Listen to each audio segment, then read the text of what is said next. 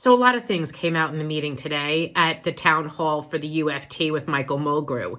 We have so many things that we're going to be putting out, and it's going to seem kind of like it's inundating, but it's important because facts matter.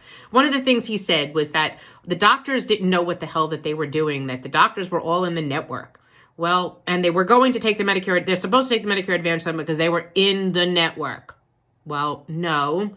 Let me explain that, because in the course of our litigation, this is what happened. The Alliance, Emblem, Anthem, whatever, Blue Cross Blue Shield, argued in our case that all of our doctors were in the network. What was the network? The Blue Cross Blue Shield network. Well, the doctors were in the Blue Cross Blue Shield network if they were taking hospitalization, right? Or they were in the Blue Cross network.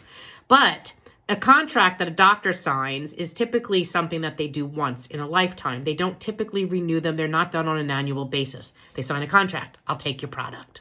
I'll take Blue Cross. I accept Blue Cross.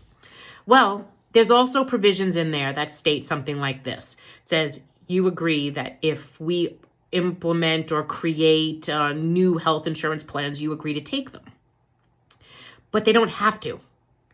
That's just because they don't want to keep renewing thousands and thousands and thousands of contracts every year. Well, there's actually a doctor opt-out form. The doctor can take Blue Cross Blue Shield and be in the network, but he doesn't have to accept all their products. If they don't want to accept HMOs, they don't. If they don't want to accept Medicare Advantage plans, they don't. That's it. It's that easy. And what happens? We keep finding. Well, and the perfect explanation of this, Michael Mulgrew, is GHI. GHI doctors are in the Emblem network, in the GHI network. But how many doctors now will no longer take GHI? It's because they're not getting paid well. It's because the prior authorizations that you keep imposing on the GHI plan that are becoming a nightmare for providers. So even though they are in the Emblem network, they're not taking GHI. Same thing. You have to understand, just because they are in Blue Cross, they weren't going to take a Medicare Advantage plan.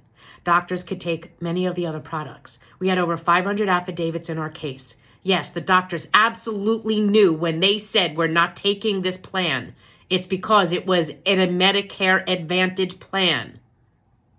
They don't have to take it. And if they do, they don't have to stay in it. In our litigation, we also had a copy of the opt-out form. And remember something else, Mr. Mulgrew.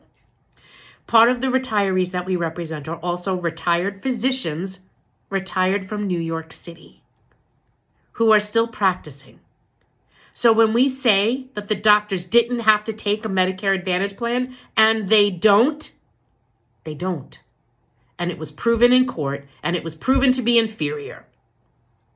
And like we said, in the litigation, in our court documents, and you can go look it up for yourself if you don't know the page numbers, email me, I'll be glad to share it. There are 25% of the doctors in this country will not accept Medicare Advantage. Period. Came out in the lawsuit. Of the doctors that we were currently seeing, which you mentioned tonight, 10% of our physicians, minimum, would not. And we had to trust that on your data. Because the data that the Alliance was giving you in the court said, nope, all those affidavits are bullshit. All those doctors are in the network. But the doctors are saying, we don't really care what Blue Cross is saying. We're not taking that plan. So who are you going to believe?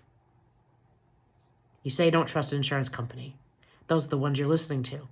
You should listen to us, even though you want to attack us, tell us that we're the ones that are screaming. Well, we're trying to listen, get you to listen, and you're not listening. You clearly don't understand the difference between traditional Medicare and Medicare Advantage. And after all of this time, if you're protecting Medicare Advantage and prior authorization, I want you to look up one name. I want you to Google search the word Kathleen Valentini. Kathleen Valentini.